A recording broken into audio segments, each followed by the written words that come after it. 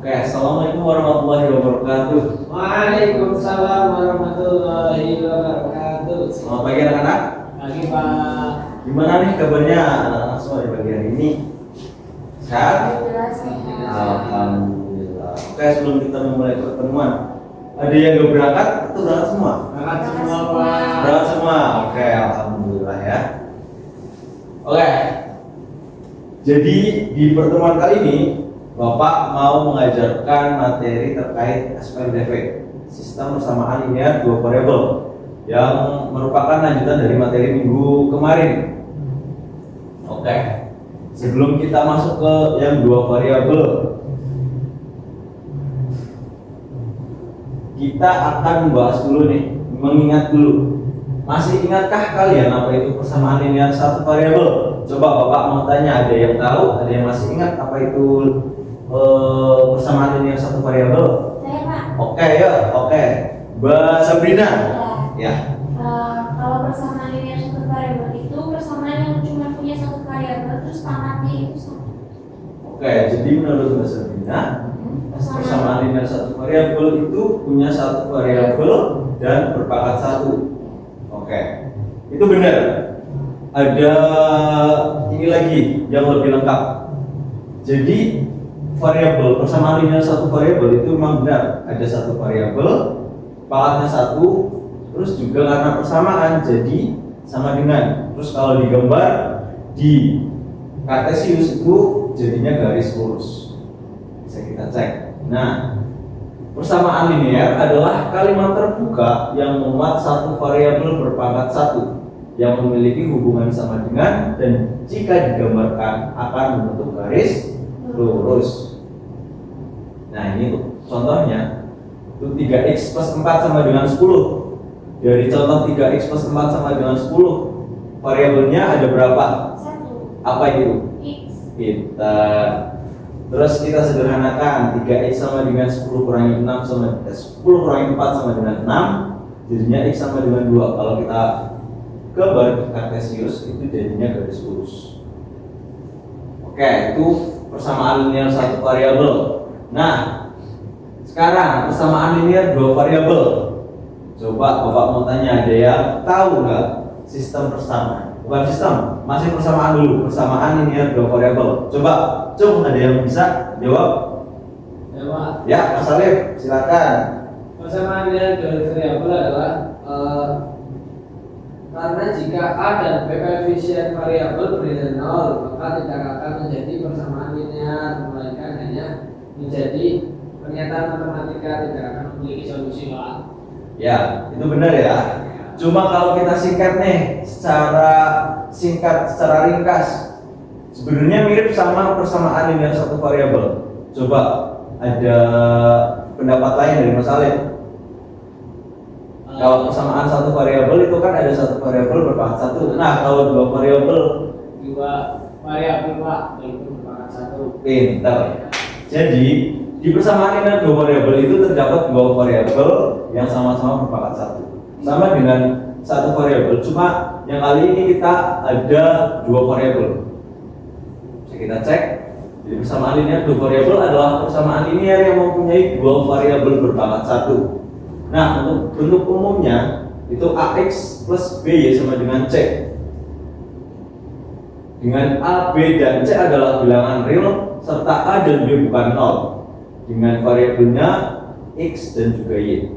Nah, tahukah kalian kenapa nilai a dan b pada bentuk umum ax plus b sama dengan c tidak boleh sama dengan 0? Bapak beri waktu berapa menit deh supaya anak-anak berpikir dulu, berpendapat kenapa nilai a dan b pada bentuk umum ax plus b sama dengan c tidak boleh sama dengan 0.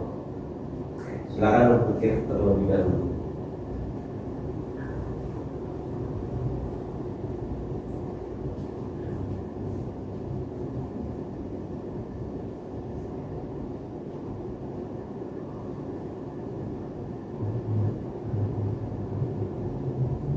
Oke, mungkin udah cukup. Bapak mau nunjuk Mbak Sabrina, coba kenapa nilai A dan B pada bentuk umum Ax plus B sama dengan Z tidak boleh sama dengan 0? bisa membentuk persamaan. Contohnya nolnya nanti dimasukkan ke A sama ke B, berarti kan 0 kali X ditambah 0 kali Y. Nanti hasilnya 0 sama dengan Z, itu enggak persamaan. Tapi pernyataan. Oke, pintar. Tepuk tangan dulu buat Mbak Sabrina. Pintar ya. Udah pintar-pintar nih anak Bapak. Terus kita lanjut ya. Jadi kita bisa lihat benar ternyata jawabannya Mbak Sabrina. Karena jika A dan B koefisien variabel bernilai 0, maka tidak akan menjadi persamaan linear, melainkan hanya menjadi pernyataan matematika dan tidak akan memiliki solusi. Nah, ini untuk umum sistem persamaan linear dua variabel. Nah, misalkan A1x tambah B1y sama dengan C1, kemudian persamaan duanya A2x tambah B2y sama dengan C2. Oke, terus kita menentukan solusi SPLDV dengan metode grafik. Jadi topik kita kali ini itu berfokus pada penyelesaian SPLDV dengan metode grafik. Jadi dengan metode grafik ini kita itu menggambar garis lurus dari kedua persamaan pada bidang kartesius, kemudian menentukan titik potong keduanya. Gunakan tabel atau tentukan pembuat nol untuk masing-masing persamaan untuk mengetahui titik yang memotong sumbu X atau sumbu Y. Jadi yang pertama kita lakukan adalah menentukan pembuat nol. Kita misalkan 0, X sama dengan 0, Y sama dengan 0. Nanti kita ketemu satu persamaan, ada satu garis lurus. Karena ada dua persamaan, kita akan dapat dua garis lurus. Nah, perpotongannya itu solusinya. Kita latihan soal, coba kerjakan. Tentukan solusi atau penyelesaian dari sistem persamaan berikut. Persamaan 1 X min Y sama dengan 9. Persamaan 2-nya 2X plus Y sama dengan 6. Coba, ada yang mau maju? Untuk langkah 1, yaitu cara menentukan pembuat nol masing-masing persamaan. Yuk, ada yang mau maju? Ya, oke, Mbak Sabrina.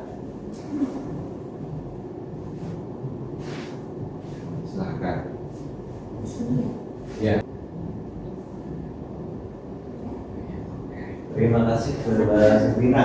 Jadi kita mendapatkan nih, kita dapat menentukan nih bahwa titik pembuat nol yang pertama itu ada 0,4 dan juga 4,0. Terus untuk persamaan yang kedua didapat 0,6 dan juga 3,0. Oke, itu langkah 1. Kita ke langkah yang kedua.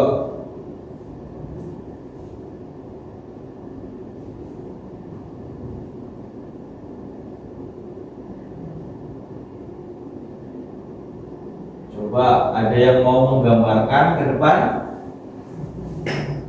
Mas Alif mau menggambarkan ke depan? Oke, silakan. Oke. Ya, yang pertama ada 4,0 dan 0,4.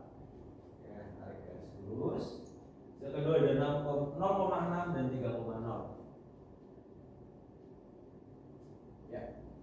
Kira-kira ada di mana nih titik perpotongannya? Jadi Pak, Di situ, betul. Coba ada di titik berapa koma berapa itu? ini titik 2,24. 2,2. Oke, pintar. Terima kasih Mas Alif. Ya, jadi itu ya penyelesaiannya dari 2,2 titik perpotongannya. Jadi ketemu 2,2. Jadi begitu, ada 4 cara, ada 4 langkah dalam menentukan penyelesaian dari sistem persamaan dua variabel menggunakan metode grafik. Nah, sebelum Bapak tutup, adakah pertanyaan nih dari anak-anak mungkin terkait materi SPLDV? Ya Pak, Ya, Mas Alif. apakah SPLDV menyelesaikannya dengan cara hanya metode grafik Pak? Ada metode yang lain Pak? Oke, pertanyaan yang cerdas ya dari Mas Alif. Jadi dalam menyelesaikan SPLDV itu bukan hanya ada satu cara, tapi ada beberapa cara. Ada 4 cara.